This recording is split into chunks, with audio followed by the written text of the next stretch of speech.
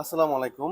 5ই আগস্টের পর মহামান্য রাষ্ট্রপতি অর্থাৎ শাহাবুদ্দিন চুপ্পু মহামান্য রাষ্ট্রপতি দুজন নাবালক উপদেষ্টাকে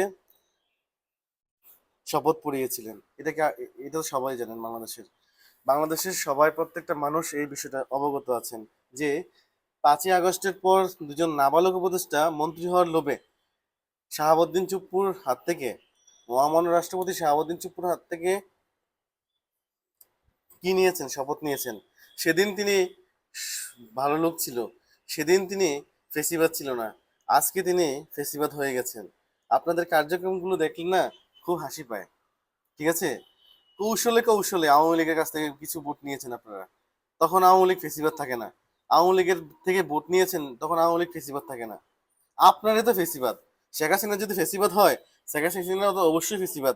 আপনারাও ফেসিবাদ। আওয়ামী লীগ কি একমাত্র আপনারা আওয়ামী লীগের ভোটটা নিয়ে কৌশলে কৌশলে কৌশলে কৌশলে আওয়ামী লীগের ভোটটা নিয়ে, ঠিক আছে, রাষ্ট্র ক্ষমতায় আসতে চেয়েছেন। তো এইভাবে তো কৌশলে কৌশলে রাষ্ট্র ক্ষমতা আসা যায় না।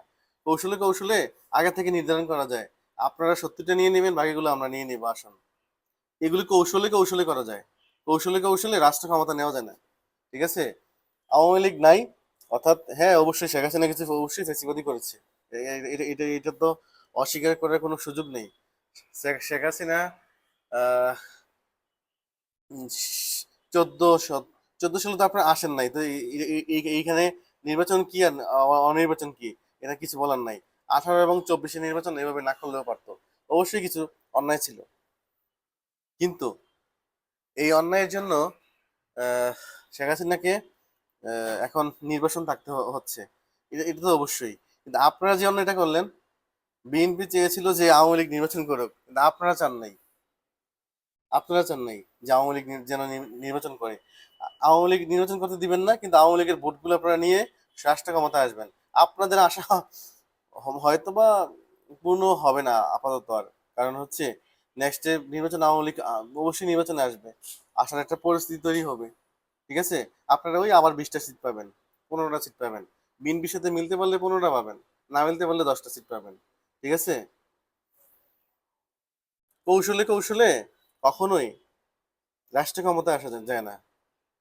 ঠিক আছে, শাহাবুদ্দিন চুপ্পু মাননীয় রাষ্ট্রপতি, তিনি তিনি যখন আপনাদেরকে হেল্প করে বা আপনাদেরকে যখন শপথ পড়ায়, হ্যাঁ, তখন উনি ফেসিবাদ থাকে না, তখন উনি ভালো লোক থাকে। আর আজকে যখন মহান সংসদে ভাষণ দিতে যায়, তখন উনি ফেসিবাদ হয়ে যায়। ঠিক আছে, উনি খারাপ লোক হয়ে যায়। উনি উনি খুব খারাপ হয়ে যায়, তাই না? আওয়ামী লীগের ভোটটা নেওয়ার সময় আওয়ামী লীগ ফেসিবাদ থাকে না, পরে আওয়ামী লীগ ফেসিবাদ হয়ে যায়।